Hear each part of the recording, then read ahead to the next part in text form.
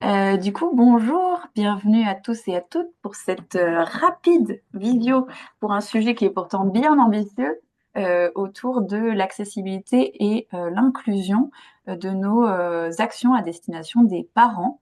Donc moi, je m'appelle Valentine Costa, je travaille pour la FOL qui est basée à Chambéry avec une mission déléguée par la CAF pour animer le réseau Parentalité 73.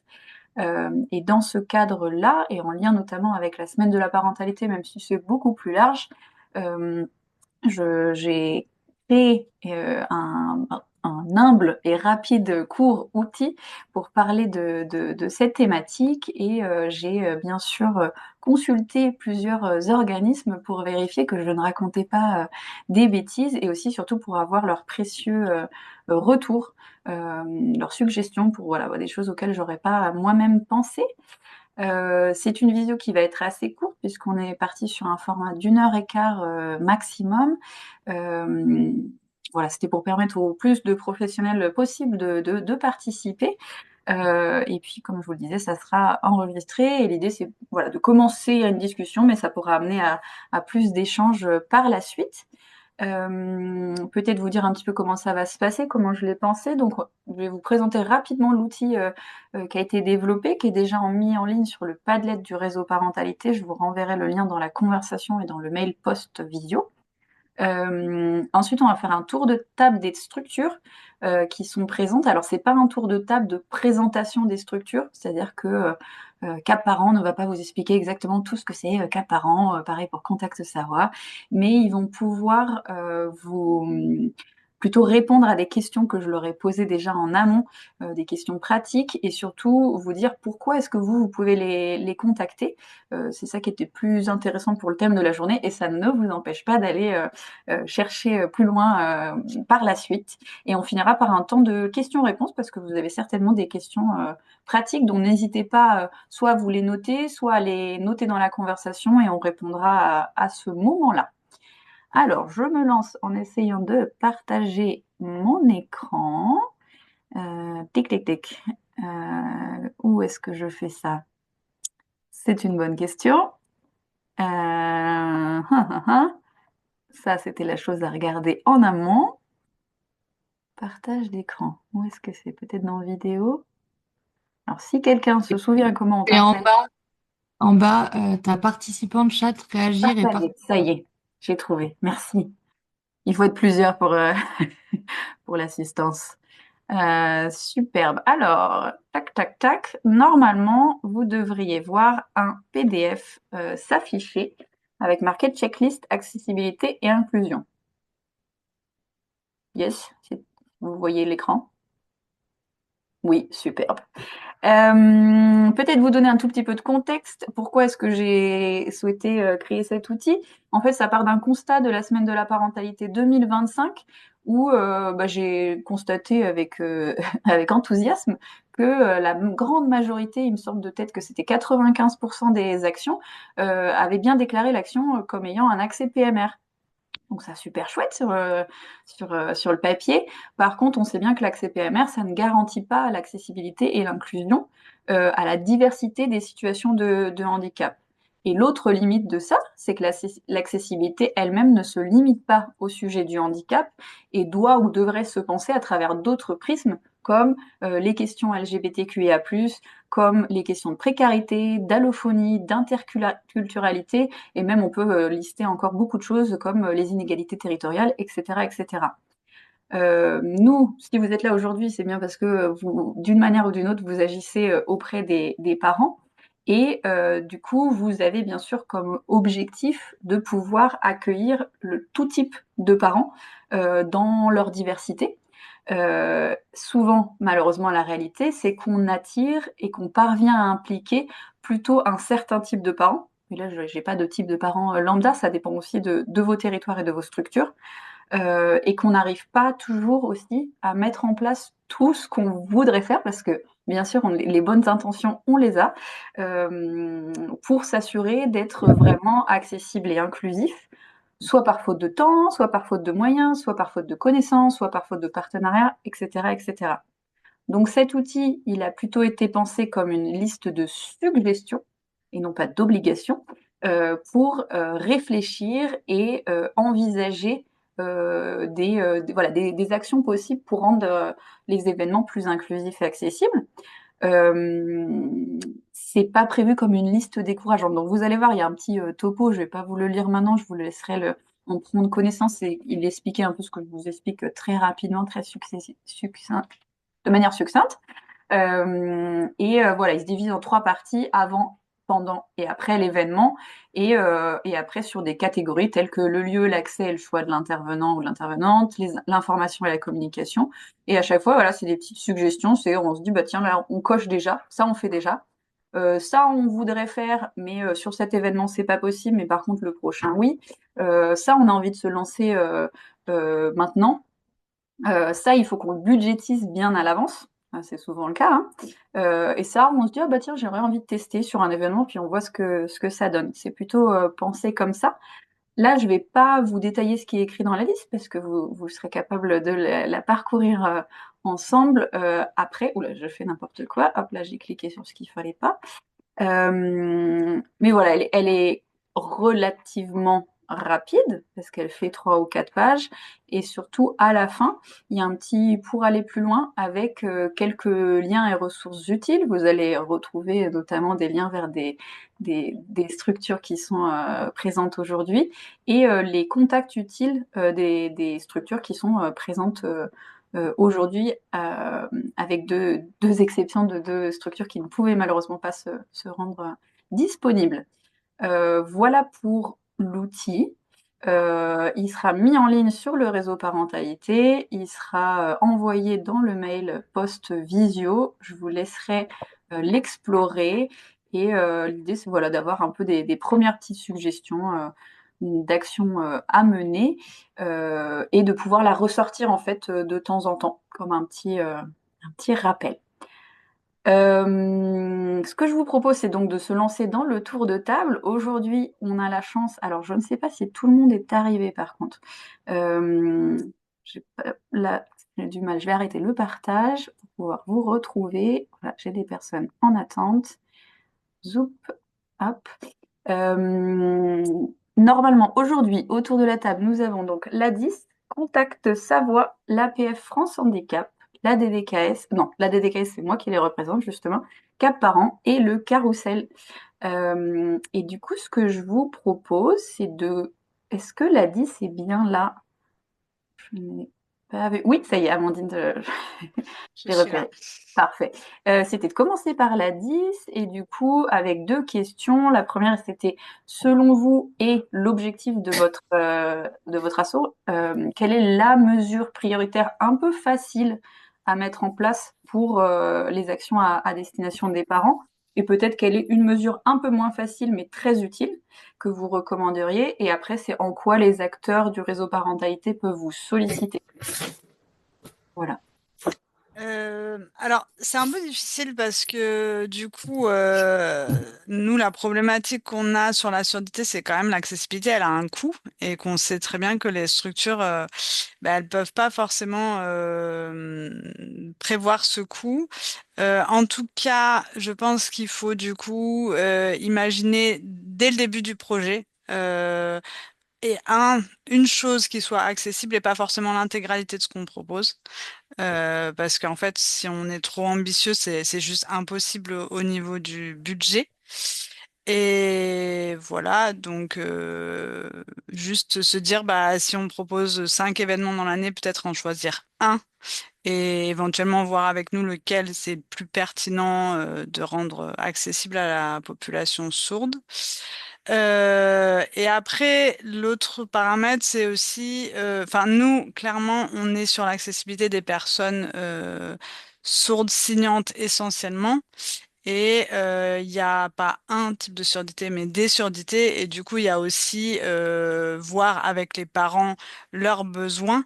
Et si je pense par exemple sur tous les personnes qui sont dans l'oral et qui lisent sur les lèvres, il y a quelque chose qui est très important, c'est le positionnement, c'est-à-dire ne pas avoir de contre-jour. Ça, vous l'avez dans un des liens, mais faire attention au contre-jour, parce que si vous avez la lumière derrière, la personne ne peut pas lire sur vos lèvres, de pas trop se déplacer parce que quand vous bougez, si vous tournez un peu la tête, mais en fait la personne elle perd une partie du discours. Et aussi de faire attention dans l'échange autour de paroles, parce que bien souvent les gens peuvent, en tout cas sur des groupes d'échange, enfin un peu parler tous en même temps, et ça c'est compliqué. C'est compliqué autant pour les sourds qui vont être dans l'oral et lire sur les lèvres que pour les situations où il y a de l'interprétation, parce que bah, l'interprète, il peut traduire qu'une personne à la fois. Donc voilà, mais je pense que vraiment, si vous avez des parents qui vous sollicitent de voir quel est eux leurs besoins en termes d'accessibilité. Et après ça, si vous partez sur un projet de rendre accessible via des interprètes un événement, je pense que c'est bien de nous solliciter en parallèle parce qu'en fait, pour toucher la communauté sourde signante, il faut aussi que l'information elle leur arrive. Et c'est des gens qui, comme souvent c'est pas accessible, ne vont pas regarder les programmes de l'association de quartier, de ce qui est à côté. Et du coup, en fait, si on veut pas que ce soit un coup d'épée dans l'eau, faut vraiment nous solliciter, à envoyer éventuellement à l'institut, le dire, bah, à telle date, l'Institut national de jeunes sourds de Cognin, à telle date, on fait un événement pour les parents. Et voilà, faire une communication autour parce que sinon, ça n'atteint pas son objectif. Voilà. Ok, chouette. N'hésitez pas à réagir dans le chat si vous avez d'ores et déjà des questions. Moi, il te reste un tout petit peu de temps encore, Amandine. Je m'étais mis 5 minutes hein, par structure et après pour laisser les échanges. En moyenne, pour demander un traducteur sur un événement, il faut prévoir combien de temps à l'avance? Alors le plus tôt est le mieux. Le problème c'est que les demandes elles sont pas du tout régulières. Enfin il y a des jours qui sont plus ou moins demandés. Après, je dirais si on veut autant avoir les interprètes de disponibles que pouvoir faire une communication aussi auprès du public, il faut se laisser entre 1 et 2 mois de délai pour pour avoir plus de chances de toucher aussi les gens et qu'ils puissent se rendre à l'événement. Ok. 1 ou 2 mois de délai, ça semble faisable parce que la plupart des programmations Toumer se font bien en avant, mais du coup, c'est intéressant de voir que c'est pas irréaliste, c'est pas Mm. 1 an à l'avance, quoi. Non, non, non, non, pas du Ouais. tout. Ouais. Ok, chouette. Il n'y a pas de questions pour l'instant dans le chat. Euh, et ben, ce que je vous propose, c'est de passer la parole à l'APF, France Handicap. Et après, comme ça, on fait le tour des structures et ensuite, on repassera sur les questions. Bonjour à tous, Jean-Pierre Asport, donc je suis chargé du développement des actions associatives pour la délégation de Savoie pour APF France Handicap. Donc je vais peut-être pas être innovant sur la première question, sur les mesures à mettre en place pour les actions à destination des parents. La première serait sans doute les horaires, mais ayant quand même des difficultés pour définir les meilleurs horaires possibles. J'attire juste l'attention, c'est que dernièrement, on a eu une action auprès de parents d'enfants atypiques sur le secteur de Val d'Arc, au début de la vallée de Maurienne. Et c'est une réunion qui s'est déroulée à leur demande de 19h30 à 22h30. Alors, on ne peut pas forcément toujours le faire. Ça soulève des complications, surtout quand on fait appel à des intervenants extérieurs. Mais ça montre aussi le besoin peut-être de s'adapter à des horaires pas courants pour des réunions de travail. D'autres actions qui pourraient être mises en place, ça peut être eh ben, la garde justement des enfants pour leur permettre d'assister à des temps de réunion pendant les horaires. Des lieux accessibles s'il y a des parents qui sont en situation de handicap. Peut-être privilégier certaines fois la visio, mais on sait combien c'est important des fois d'être présent ensemble pour pouvoir échanger, se confronter à des personnes, c'est toujours mieux en présentiel. Voilà un petit peu les actions que je peux soulever. Concernant sur les actions que nous, on peut proposer aux différents acteurs de la parentalité, il y a d'abord de la sensibilisation que l'on peut faire. Alors, sensibilisation scolaires ou alors auprès des professionnels.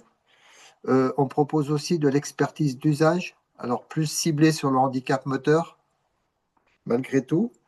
On a un service en droit qui pourrait permettre à des parents qui seraient confrontés à des difficultés liées soit à leur handicap, soit à l'handicap de leur enfant, pour des questions juridiques. Donc nous sommes organisés avec différents étages dans la fusée, je dirais. Donc un premier niveau au niveau de la Savoie, et puis ça peut aller jusqu'à notre niveau national à Paris avec des juristes qui peuvent apporter des réponses pointues sur les sujets liés au handicap. Et enfin, un site internet qu'on est en train de mettre en place qui s'appelle savoie-accessible.org, sur lequel on commence déjà à recenser un certain nombre d'informations qui peuvent être utiles à tous, hein. C'est un site qui est ouvert à tout le monde, hein. Voilà un peu pour résumer les principaux éléments sur lesquels vous pouvez nous faire appel. Merci Jean-Pierre. Tu parlais d'expertise d'usage. Est-ce que tu peux préciser ce que tu entends par là?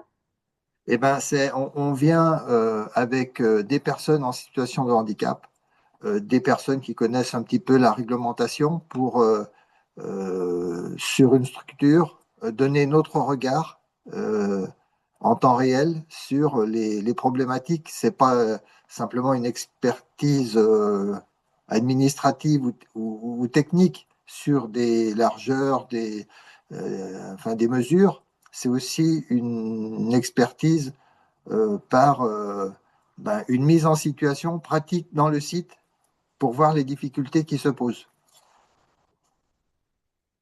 Ok, super. Merci beaucoup de cette précision. Pour l'instant, pas de questions. N'hésitez pas à les mettre dans le chat, mais ça va venir au fur et à mesure.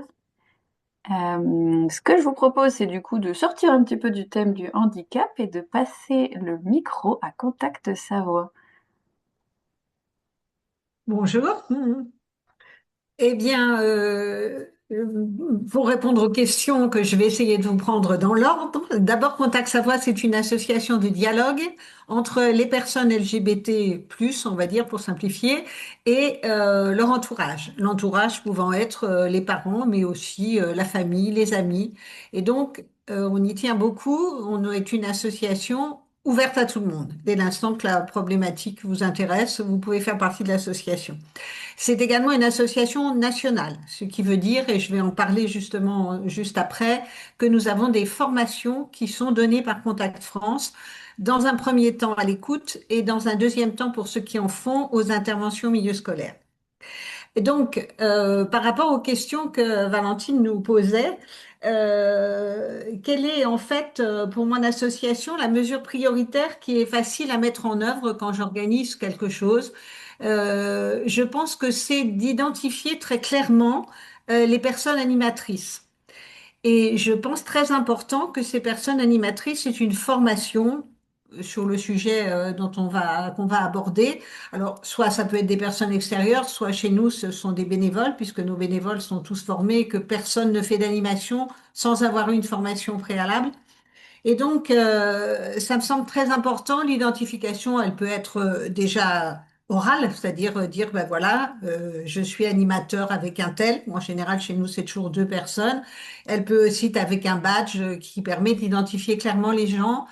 Et ces gens-là ont pour rôle de veiller. Alors, pour nous, le thème majeur, c'est à la bienveillance et au fait que chacun a le droit de s'exprimer, chacun a le droit d'en être là où il en est. On n'est pas là pour se juger, on est là pour échanger. Et donc, quand je parle de ça, c'est essentiellement dans nos groupes d'écoute et de parole qui ont lieu une fois par mois. Mais je vais en parler dans la troisième partie.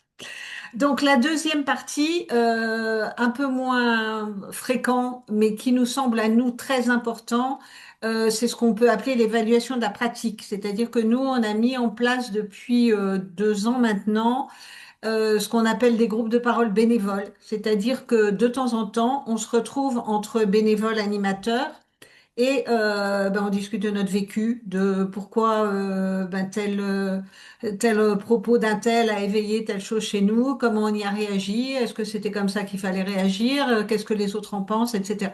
Enfin, voilà, ce qu'on appelle l'analyse de la pratique en général. Je pense que c'est un outil très intéressant qui permet effectivement de s'améliorer, j'allais dire, en tant qu'animateur, de voir qu'on a le droit de se poser des questions et que les autres peuvent se poser les mêmes, mais comment on va y répondre, etc. Voilà.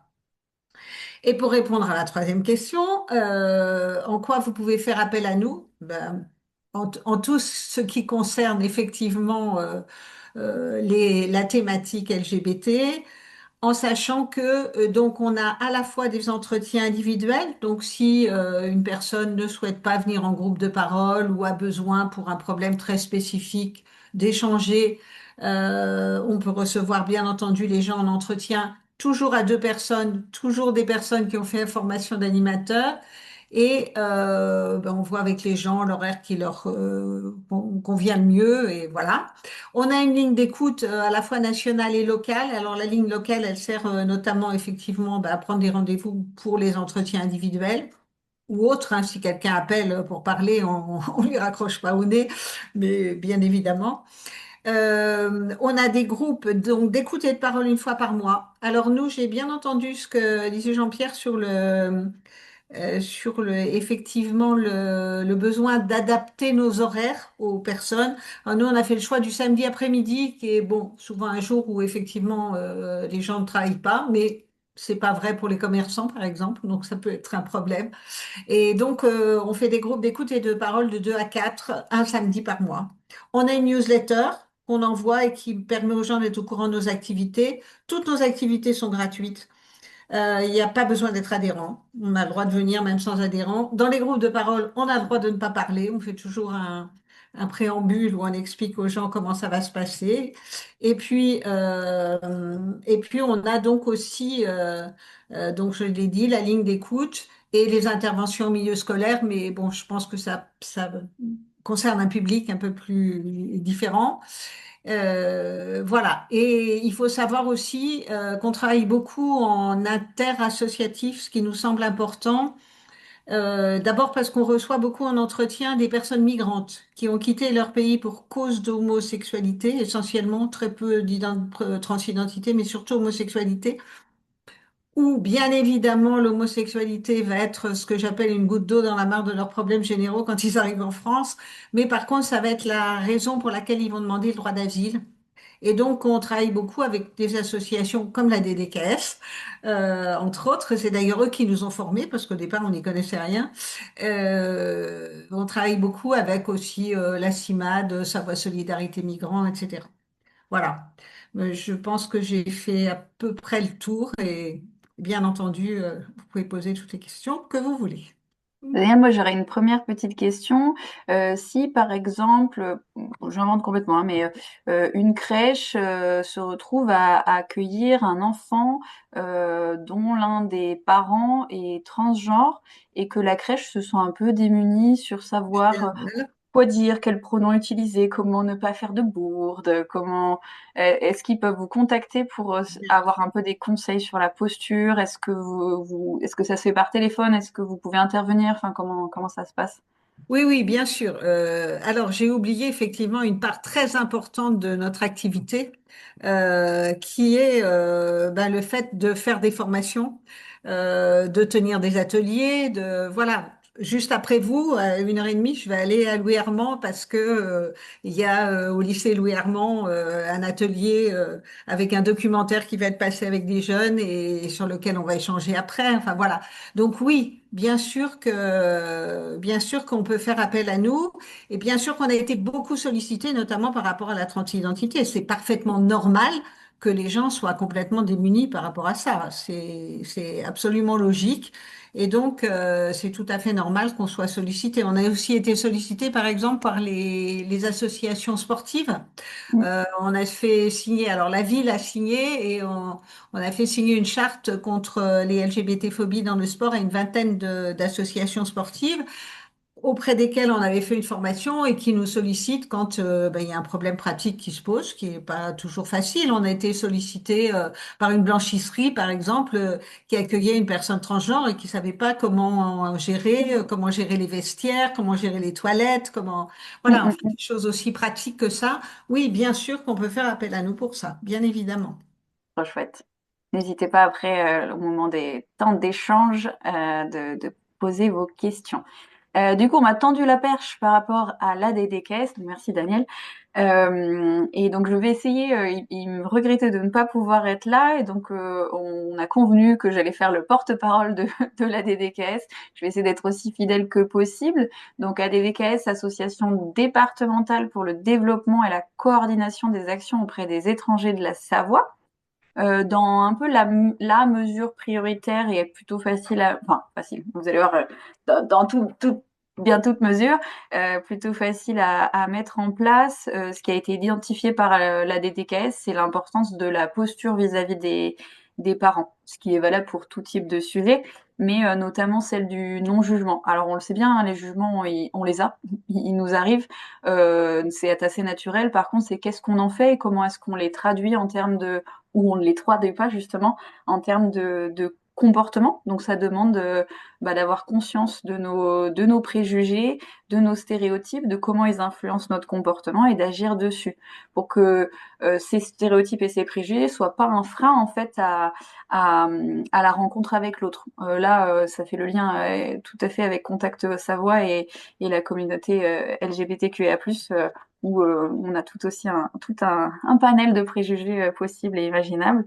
Parce que voilà, la bonne nouvelle, c'est que ces préjugés, ils nous appartiennent et qu'on peut les mettre en fait de côté pour être le plus à l'écoute possible et le plus dans l'accueil possible de l'autre. Et pour ça, il faut chercher à comprendre l'autre avec voilà, curiosité, bienveillance, peut-être reformuler ce qu'on pense avoir compris, s'assurer aussi que notre interlocuteur ou interlocutrice valide cette bonne compréhension. C'est d'autant plus important quand il y a une barrière de la langue ou une barrière interculturelle. Donc ça permet voilà, de réexpliquer si on pense avoir été mal compris.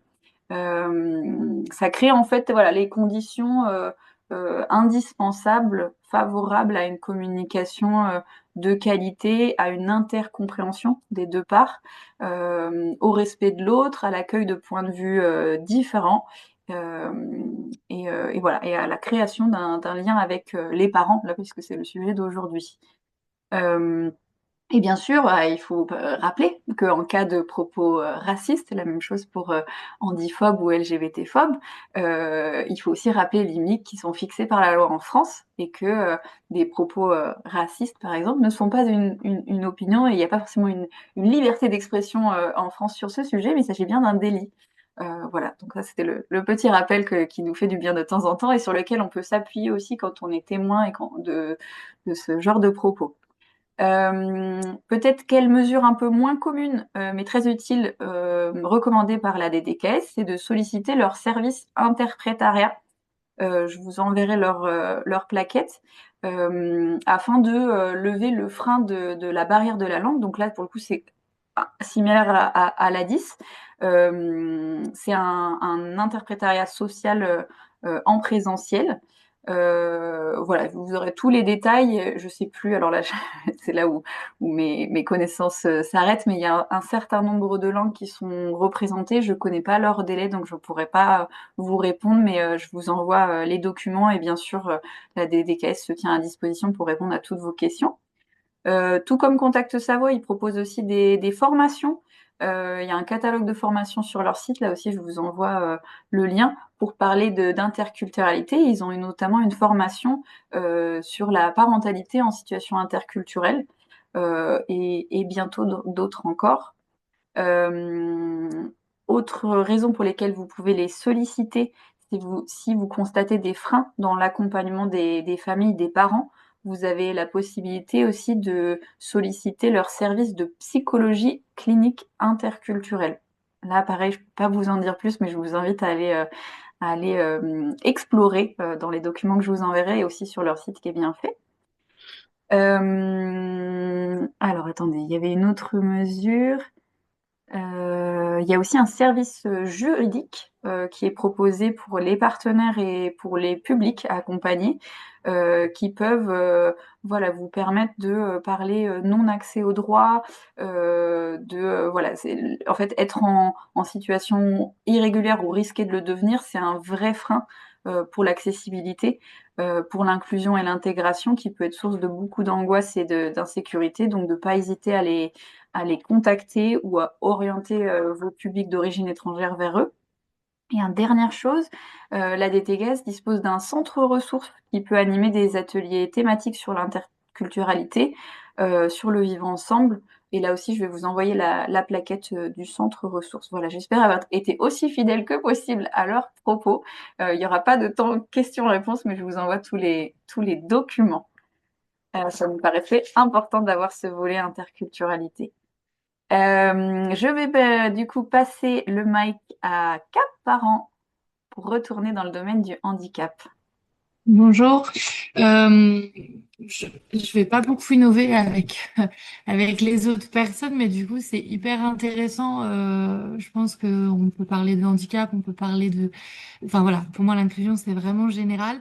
Nous, qu'à parents, donc on accompagne des futurs ou des parents en situation de handicap, tout type de handicap. Euh, Peut-être préciser que du coup, nous sommes dans les locaux de l'INJS. Donc, s'il y a des choses que, voilà, c'est pour rejoindre aussi ce qu'a pu dire l'ADIS, n'hésitez pas. Nous, on a des fenêtres où, en tout cas, on peut être porteur de plaquettes. Moi, je mettrais quand même une vigilance sur enfin, en tout cas, c'est des parents hein, qui nous les ramènent sur l'accessibilité même dans les transports en commun. C'est-à-dire que un handicap, une personne avec un handicap visuel, il a besoin de venir seul quand il est parent dans des lieux.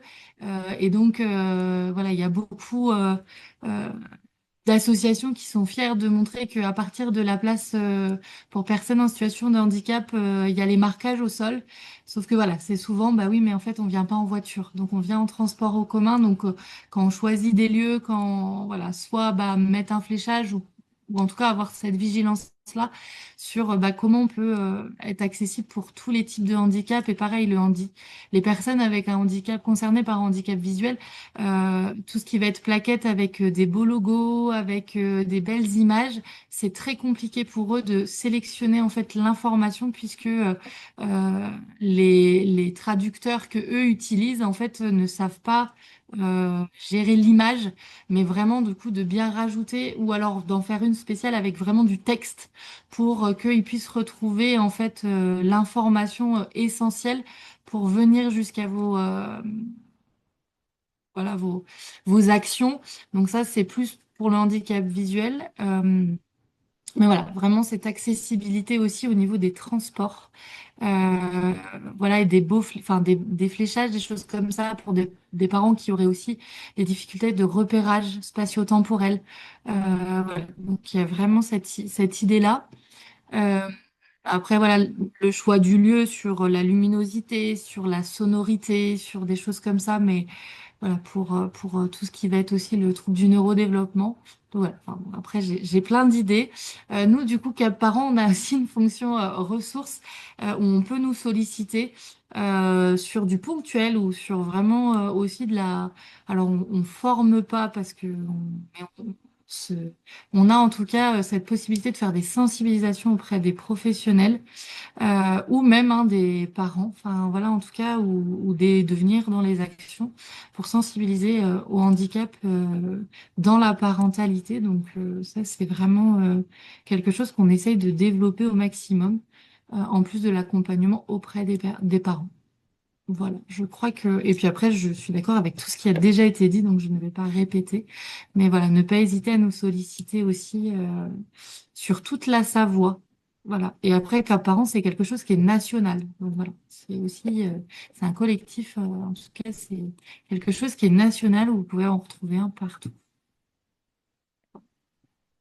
Je sais Merci pas si j'ai fait beaucoup. le tour, mais voilà. Ouais, non, c'est pas mal. Après, ça va laisser la place aux questions. Ça bouline dans nos têtes. Merci beaucoup, Mélanie. Mhm. Si je me trompe, je revérifie parce que des fois je fais des bêtises. Il nous reste du coup le carrousel, ma chère collègue, pour finir ce tour de table et ensuite on pourra passer aux échanges questions-réponses.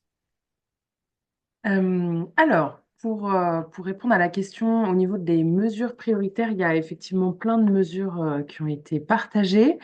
Donc, je ne viendrai pas forcément en redonner d'autres, si ce n'est, je viendrai appuyer les propos de Mélanie concernant l'accessibilité de l'information.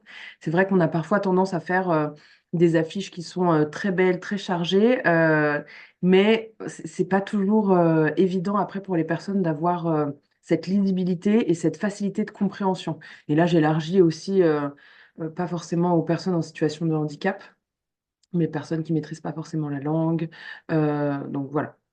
L'accessibilité, en tout cas, c'est ce qui permet après de pouvoir permettre aux personnes de venir sur les événements. Et après, pour passer plutôt en quoi les acteurs peuvent solliciter le carrousel. Donc le carrousel, c'est le pôle ressources handicap de la Savoie, qui est géré par la FOL 73. Et vous pouvez nous solliciter pour avoir des formations. Par exemple, nous, on propose des formations qui sont gratuites ou directement dans les structures, donc soit à Chambéry, soit dans les structures, sur différentes thématiques, sur l'accueil d'enfants à besoins spécifiques, sur le travail avec les familles, et voilà, sur des thématiques comme ça, notamment des formations aussi actions sur comment rendre nos documents et nos outils faciles à lire et à comprendre, donc la technique du FALC. Voilà, donc il y a différentes choses. Valentine pourra vous transmettre, si ça vous intéresse, le catalogue de formation et la plaquette du carrousel. On propose aussi des prêts de malles pédagogiques.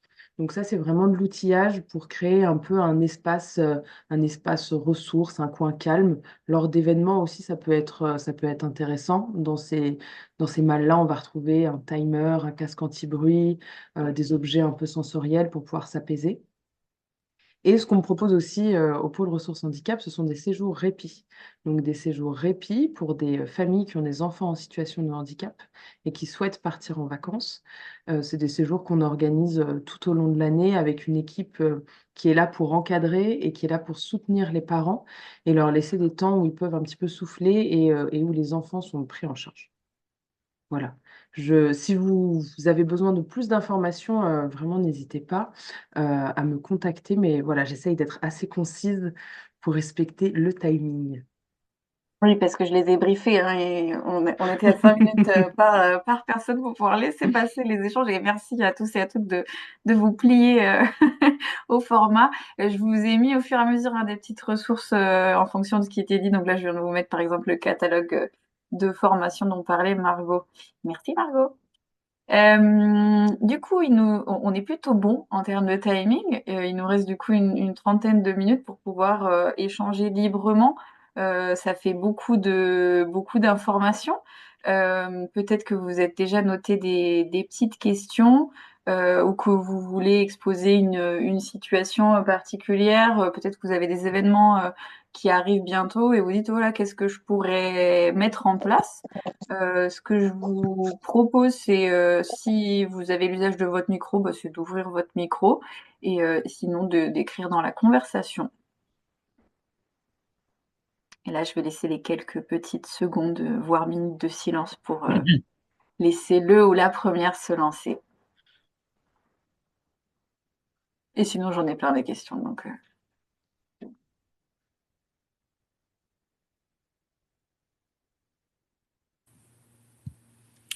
Bonjour. Bonjour. Moi, je travaille actuellement, excusez-moi, en crèche et en fait, on accueille des enfants susceptibles d'avoir un trouble du spectre autistique. Enfin, c'est pas diagnostiqué à cet âge-là. Et en fait, l'équipe est un peu manque de billes en fait pour savoir bah, qu'est-ce qu'on peut mettre en place. Donc, c'est pas forcément évident. Et donc, j'entends que par exemple, le carrousel peut effectivement, pour le coup, on peut les contacter pour vraiment obtenir bah, des petites infos, des petits trucs pour bah, faciliter l'accueil de ces enfants. C'est vers le carrousel qu'il faudrait se tourner, c'est ça? Oui, tout à fait. C'est une possibilité. Nous, on intervient Donc, ce que je vous disais, par des temps de sensibilisation d'équipe, des temps de formation, on peut venir directement dans les structures. Et il y a aussi toute une partie accompagnement sur l'outillage pédagogique où on peut venir aussi dans la structure pour voir un petit peu l'aménagement de votre structure et vous apporter des petits conseils. Et on est sur quelle temporalité d'intervention? Comment ça se fait? Ça, c'est à voir en fonction de vous. Euh, Pas le mois d'avril, mais après, c'est des choses qui se construisent et c'est aussi en fonction de vos besoins. D'accord, ok. Non, mais je ferai un retour à l'équipe et on ne manquera pas de vous contacter. Merci. Pas de souci. Je sais pas, Jean-Pierre, si tu veux compléter aussi, est-ce que l'APF peut répondre à ce besoin de manière complémentaire? Je suis pas bien sûr, j'ai l'impression que c'est plus Margot qui a les billes sur le sujet. Nous, ça serait Ouais, peut-être plus sur l'accessibilité, peut-être moins sur ce sujet-là. ouais, super. Voilà, je voulais juste tendre la perche au cas où.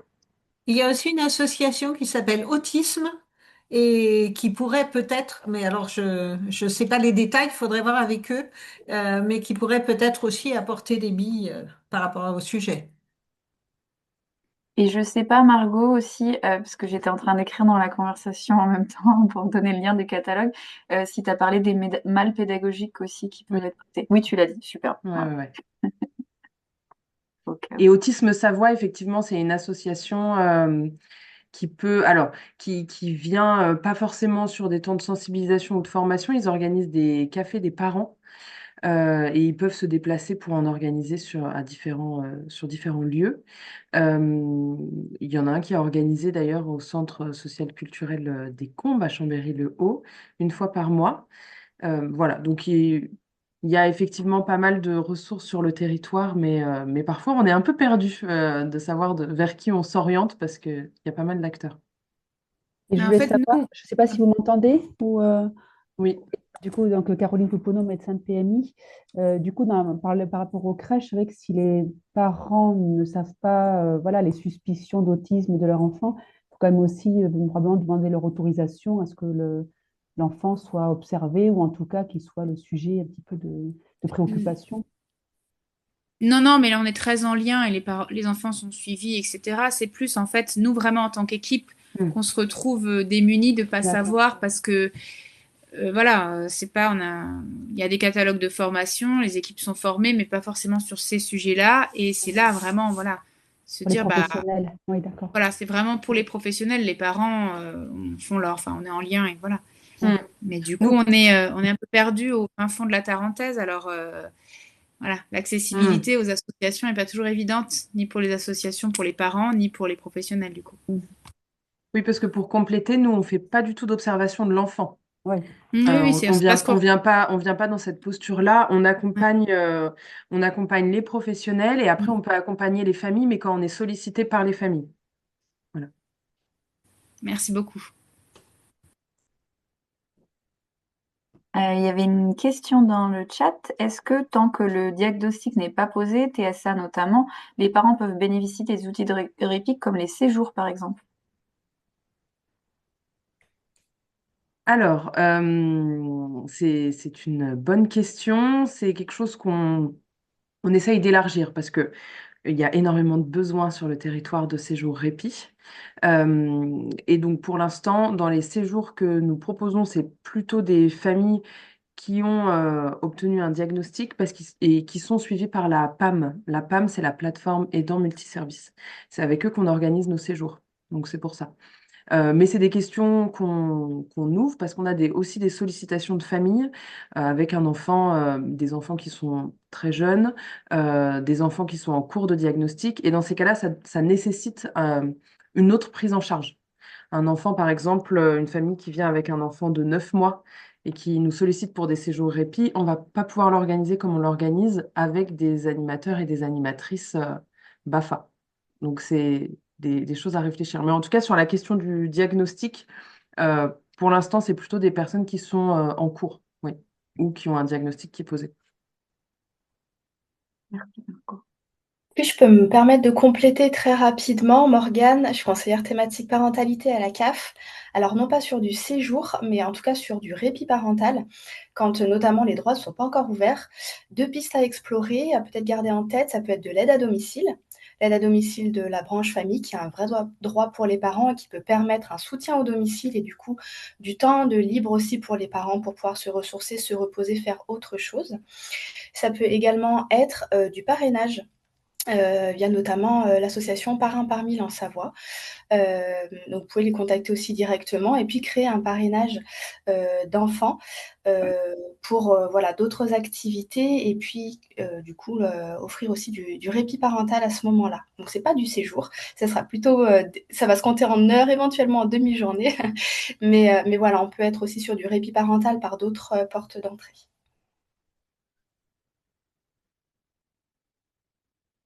Avec le micro, c'est mieux. Merci Morgane.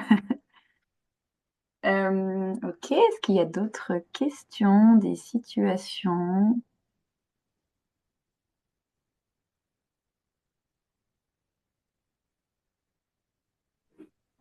Du coup, moi, je me permets de rebondir. Donc, Audrey Gélos, je travaille au musée Savasien, je suis médiatrice.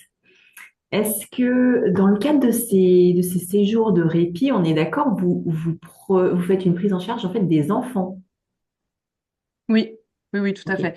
C'est une prise en charge des enfants, c'est des activités qui sont proposées avec un temps d'accueil pour les enfants, mais c'est aussi des sorties famille Oui. où là, il y aura un soutien de la part de l'équipe pour pouvoir quand même que les familles partagent des moments avec leurs enfants, tout en étant parfois aussi soulagées de ce côté-là. D'accord. Bon, moi j'interviens juste parce que je trouve ça super en fait.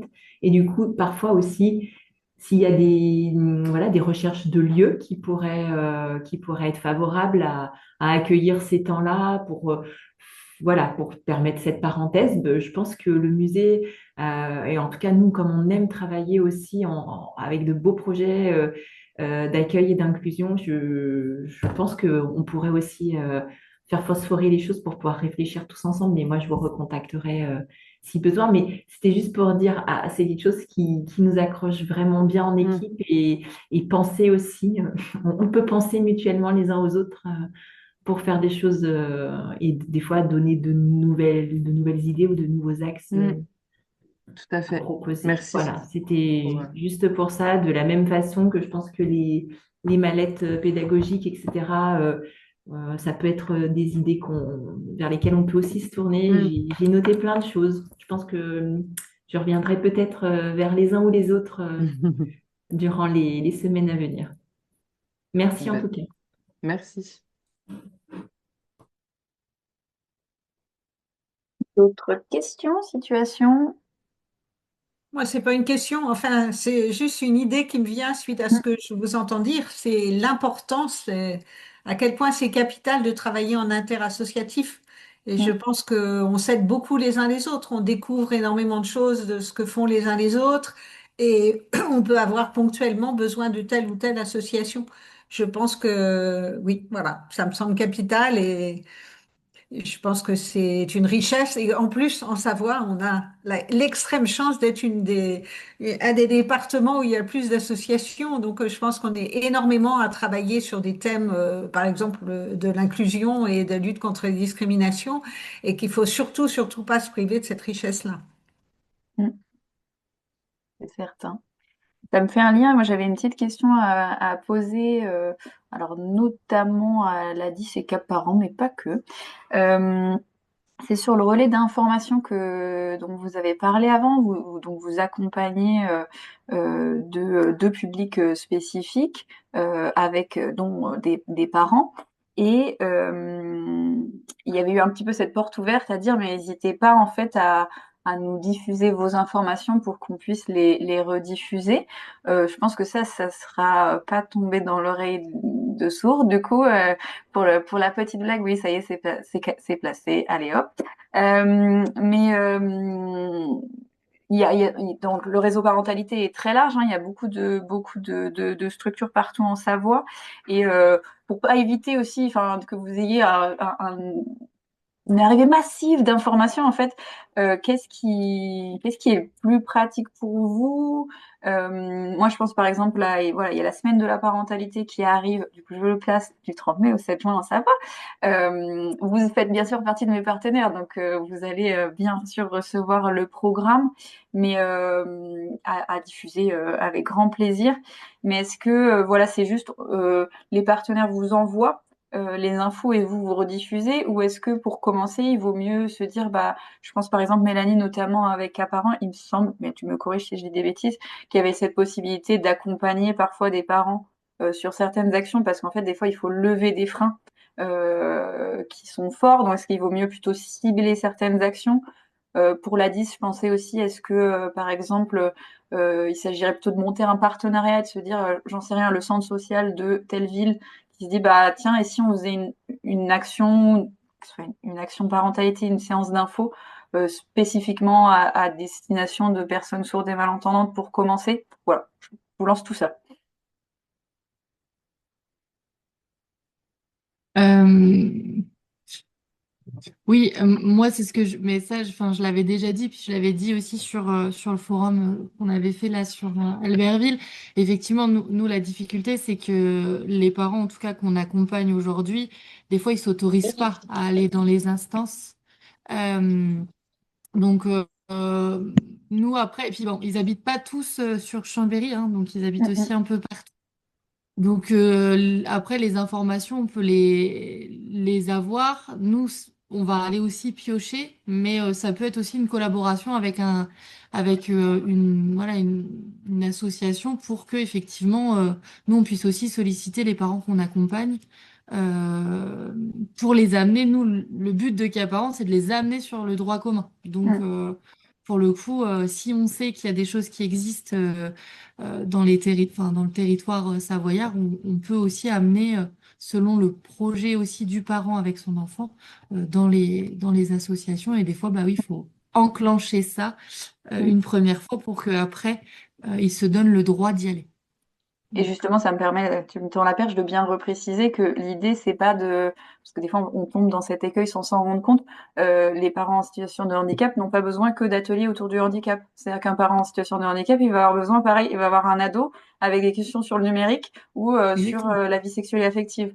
Donc, c'est comment est-ce qu'on permet aussi de l'accessibilité sur tout type d'événement et pas que sur la question de handicap. Oui, puisqu'ils la maîtrisent, Oui, la c'est casquette ça. handicap pour eux. Mais oui, ils se posent les mêmes questions que n'importe quel parent sur mon enfant ne dort pas, mon enfant est devant les écrans. Voilà, donc ça, c'est tous les parents. Donc, et c'est important aujourd'hui qu'ils puissent aussi se rattacher à des choses qui sont normales, en fait. Mm. Parce que la culpabilité est davantage là quand on ne peut pas faire ou on peut faire, mais différemment. Donc, voilà, ça, c'est un peu le message. Amandine? Oui, nous, effectivement, on peut tout à fait être sollicité pour un partenariat ou un projet spécifique et je pense aussi, enfin, comme je le disais tout à l'heure, faut pas vouloir voir trop gros parce qu'en fait, c'est aussi des petites populations hein, en termes de nombre, donc Mm. c'est pas la peine d'avoir, enfin, d'essayer de tout rendre accessible pour avoir personne, donc il faut mieux cibler une à deux fois par an, enfin voilà, peut-être même tourner sur les structures ou sur les territoires, mais déjà dès qu'on s'éloigne un peu de l'agglomération chambérienne, il y a moins de population, donc il y aura aussi moins de population handicapée, surtout, enfin en tout cas, je sais pas pour les autres handicaps, mais pour la surdité, bah, le fait qu'il y ait plus de choses accessibles du côté de Chambéry font que les gens habitent quand même essentiellement plutôt sur l'agglomération chambérienne.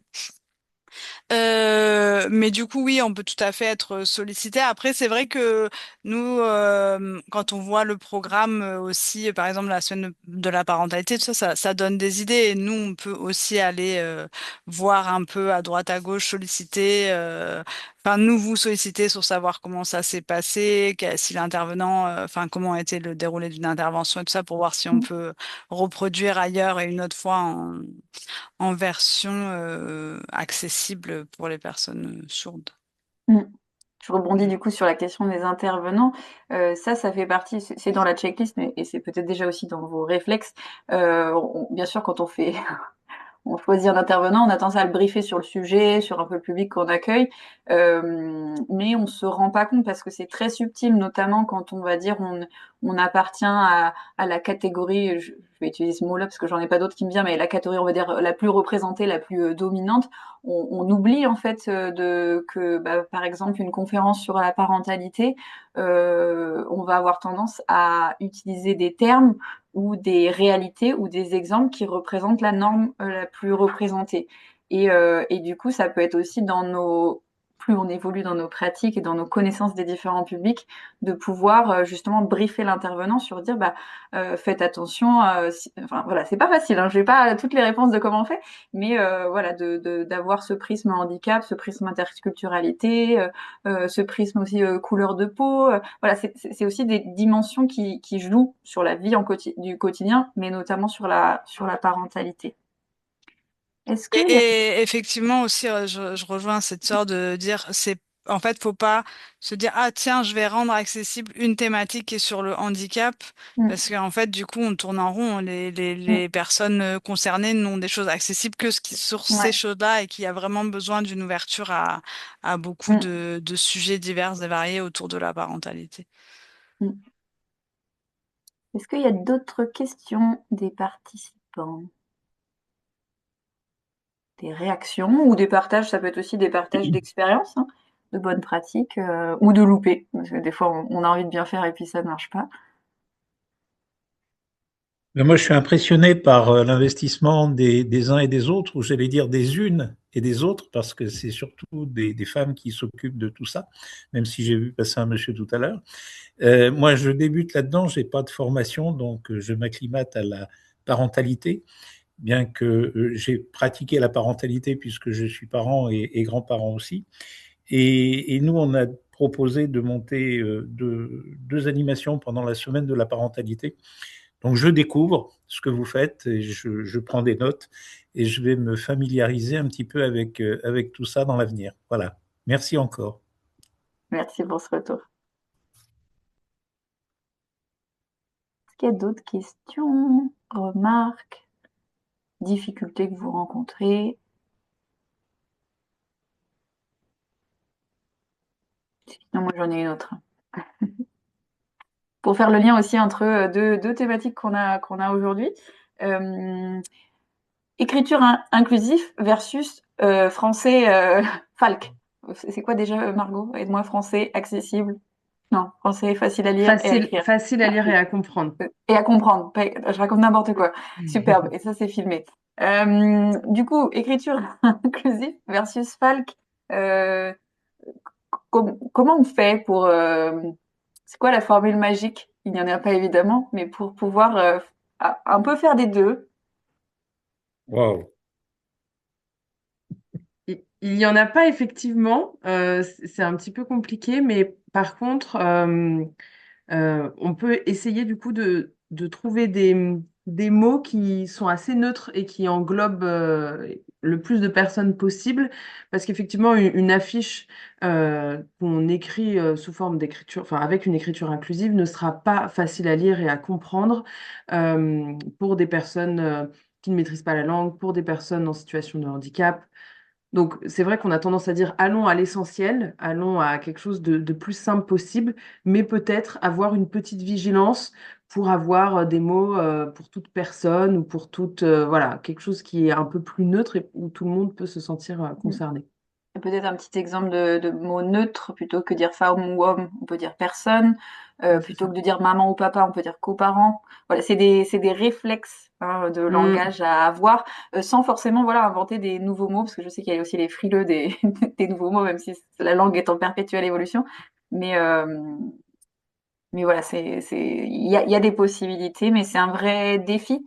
Et notamment, pas que sur les affiches, mais par exemple dans les mails. Enfin, moi, c'est une question que je me pose régulièrement, parce que notamment pour les personnes malvoyantes, qui vont avoir, je sais plus le terme, surtout n'hésitez pas à me corriger, mais reconnaissance vocale, je sais pas comment ça s'appelle. C'est-à-dire que le texte leur est lu. Et ben, Mm. avec l'écriture inclusive, ça vient alourdir le texte énormément. Donc moi, je sais que par exemple, je fais le choix d'essayer de me dire, bon bah, je dis très souvent, enfin vous le voyez si vous recevez des mails de ma part, je vais mettre cher partenaire avec le point ES, mais par contre, je vais éviter dans le texte d'avoir celle E, mais je vais plutôt dire celle et ceux. Enfin voilà, c'est des petits choix pour un peu satisfaire différents publics. Mélanie, tu voulais peut-être réagir? Non, non, mais c'est ça. Et pas de smiley, pas de. Enfin, en tout cas, pour le handicap visuel, Alors, pour d'autres, les pictogrammes sera bien. Pour eux, non, parce qu'en fait, ça traduit pas du tout Mm. correctement. Voilà. Donc, trouvons des beaux synonymes de notre langue française, parce qu'il y en a. Donc, ça nous demande un peu plus de réflexion, mais c'est possible. Voilà. Mais c'est un travail de tous les jours, même pour ceux qui travaillent dans le handicap. Oui, puis ça peut être aussi de faire plusieurs affiches. Alors bien sûr, vous allez me dire merci, j'ai déjà pas le temps de faire une affiche. Mais peut-être pas sur tous les événements, surtout si vous en avez toutes les semaines. Mais s'il y a un événement où vous dites, bah là, on a un enjeu, notamment, je sais pas, un événement où vous dites, bah vous faites un partenariat avec la DDKS et vous savez que vous allez avoir plutôt un public allophone, donc qui maîtrise pas le français, de se dire, bah là, on va faire exprès une affiche, on va dire tout public, et une affiche en falque, par exemple. Donc de cibler, et en plus on se rend compte que plus on essaye, et plus ça devient facile. Donc c'est pour ça que cette checklist que je vous montrais au début, elle est vraiment prévue comme des suggestions, des idées, et avec peut-être avoir cette envie, cette curiosité de tester de temps en temps sur un événement une nouvelle mesure, une nouvelle manière de faire. Et que parfois on a des freins aussi. Je pensais par exemple Daniel sur les tours de prénoms et pronoms, ça se fait plus qu'avant. Moi je me souviens quand dans mon association précédente on a amené ça le premier jour, c'était vraiment oh là là, oh non mais ça va alourdir et en fait pas du tout. C'est pas compliqué. Ça évite de cibler quelqu'un qui serait non-binaire ou transgenre en disant et toi c'est quoi ton pronom? Mais de le faire à tous et puis surtout de développer des réflexes, c'est hyper chouette quand on a des partenaires et qu'on leur demande ça et qu'ils ont jamais fait ça de leur vie ou des parents, hein, pas forcément des partenaires. Bah ça vient susciter des questions et des dialogues et déjà ça c'est intéressant. Alors nous, en groupe d'écoute et de parole, on commence toujours par une introduction sur la façon dont va se dérouler le groupe d'écoute et on dit toujours, on demande toujours aux gens, on fait un tour de table en disant aux gens, bah, si vous voulez juste donner votre prénom, puis si vous dites que vous appelez Anatole alors que vous appelez Thomas, on s'en fiche, hein. Les gens disent ce qu'ils veulent. Mais on demande aux gens de dire par quel pronom ils souhaitent être appelés et on a des petites étiquettes où les gens marquent. Parce que inversement, il y a des gens qui sont très clairs sur le fait qu'ils sont un garçon ou une fille et tout, et ils n'ont pas du tout envie qu'on s'appelle elle. Ils ont envie qu'on s'appelle il ou qu'on s'appelle elle. Et donc, c'est important effectivement que chacun puisse s'exprimer par rapport à ça. Je pensais à quelque chose qui n'a absolument rien à voir, mais j'en profite pour le dire parce que j'ai la parole. Dans l'interculturalité, on fait de temps en temps, alors toujours dans nos groupes d'écoute et de parole, en général, ils sont ouverts à tous, mais il nous arrive de temps en temps de faire des groupes d'écoute et de parole thématiques. C'est-à-dire, par exemple, on va mettre ensemble, on va dire les personnes homosexuelles et leur entourage, parce qu'on a toujours deux salles, hein. Et dans une autre salle, les personnes trans et leur entourage, où on va mettre l'entourage dans une salle et les personnes LGBT dans une autre. Et 3 fois par an, on fait un groupe spécial migrants, puisqu'on a beaucoup de migrants, comme je l'ai dit en entretien. Et un jour, on a un migrant qui nous a dit, mais l'autre jour, je parlais avec une dame et la dame me dit, mais enfin, regardez-moi droit dans les yeux quand vous me parlez. Et moi, je lui ai dit, mais ça se fait pas du tout. Dans ma culture, regarder les gens droit dans les yeux, c'est très impoli. Et je veux dire, c'est des choses auxquelles, voilà, enfin, auxquelles on n'avait pas pensé, qu'on ne savait pas. Et pour les gens, justement, qui vont passer dans les instances de demande de droit d'asile, comme l'OFPRA puis la CNDA, s'ils sont pas prêts à l'OFPRA, on leur explique, du coup, maintenant, on leur dit, pensez à regarder les gens à qui vous parlez, parce que si vous parlez la tête baissée, soit ça va donner l'impression que vous n'êtes pas sûr de ce que vous dites, soit ça va donner l'impression que vous négligez un peu la personne en face. Et je veux dire, ça, c'est des choses dans l'interculturalité qui sont très intéressantes à découvrir et qu'a priori, ben, on ne sait pas forcément. Effectivement. Et ça demande beaucoup de curiosité C'est de l'un passionnant. vis-à-vis de l'autre, hein, dans les deux sens. Et peut-être aussi là de se permettre de rappeler que une personne migrante elle doit déjà s'adapter à tous nos codes à nous. Et bien sûr, hein, c'est normal, on est le pays, on va être le pays d'accueil ou le pays de, voilà, de résidence. Bah oui, ça paraît logique. Et en même temps, est-ce que nous, on peut pas faire un petit effort en acceptant bah, de se plier aussi à voilà, des règles qui nous paraissent pas, tant que ça ne va pas en l'encontre de la loi ou d'un vraiment quelque chose de sociétalement qui est hyper important, bon, on peut faire aussi voilà, des efforts de notre côté et déjà de prendre conscience de nous-mêmes. On parlait de prendre conscience de nos préjugés, mais aussi de nos prismes, de la manière dont on voit le monde. Et là, on peut aller effectivement sur la question d'intercularité, mais clairement aussi sur les questions de handicap. En fait, c'est aussi des différentes manières de voir et donc d'accepter et de chercher à comprendre comment chacun voit les choses différemment. Et ça vaut le coup même sans les prismes, hein. C'est-à-dire que même deux personnes qui se ressemblent, c'est déjà le cas. Oui, et en termes de migrants, on ne se rend pas compte de la solitude des gens qui ne parlent pas notre langue. Mm. C'est terrible. Mm. Quand ils parlent français, c'est merveilleux. Il y a beaucoup de gens d'Afrique noire qui parlent français. C'est déjà un énorme. Bon, ils peuvent communiquer, quoi. Quand vous ne parlez Mm. pas la langue, moi j'ai souvenir d'un entretien en ourdou avec Ouais. Google Translate et la personne ne parlait que l'ourdou. C'est-à-dire, elle ne parlait Oui. pas l'anglais, elle ne parlait pas le français. Je me dis, mais cette personne est d'une solitude épouvantable. Alors, elle Et prenait des si cours on de français, le, mais du avant coup, de si on posséder la langue, le raccroche à la parentalité, c'est déjà un bouleversement incroyable dans les vies d'un adulte, ou jeune adulte, et avoir cette barrière en plus, que ce soit le handicap, l'interculturalité, la langue, ouais, c'est aussi, voilà. Ça rend les choses parfois plus complexes, donc d'où l'importance au moins de faire sentir aux gens aussi qu'ils sont les bienvenus et dans les mesures. Alors, j'aurais pu l'écrire juste comme ça, je sais même plus si j'en ai parlé, mais je pense déjà rien que dans la posture de pouvoir s'identifier sur une affiche, de pouvoir savoir qu'on est bienvenu, vous avez déjà fait un grand pas. Alors certainement que vous le faites déjà inconsciemment, mais il y a des choses qu'on peut mettre en place aussi consciemment, plus on en parle, et c'est pour ça que je tenais, et j'en profite du coup pour les remercier, à inviter des structures et des associations qui accompagnent ces différents publics, parce que plus on va développer notre connaissance de ces publics et de leur réalité au pluriel, plus on va développer c'est pas qu'il y a de bons, mais différents réflexes, différentes pratiques consciemment pour pouvoir les accueillir au mieux. Et il nous reste 5 petites minutes. Est-ce qu'il y a d'autres questions, d'autres remarques? Des choses qui vous sont sur le bout de la langue et je peux pas repartir sans.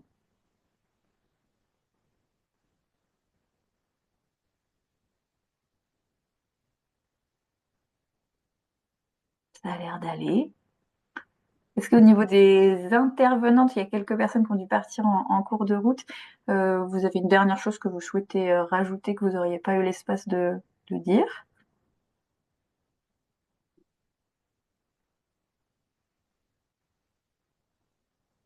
Peut-être ajouter, on a parlé de la communication papier, mais attention aussi à la communication visuelle numérique.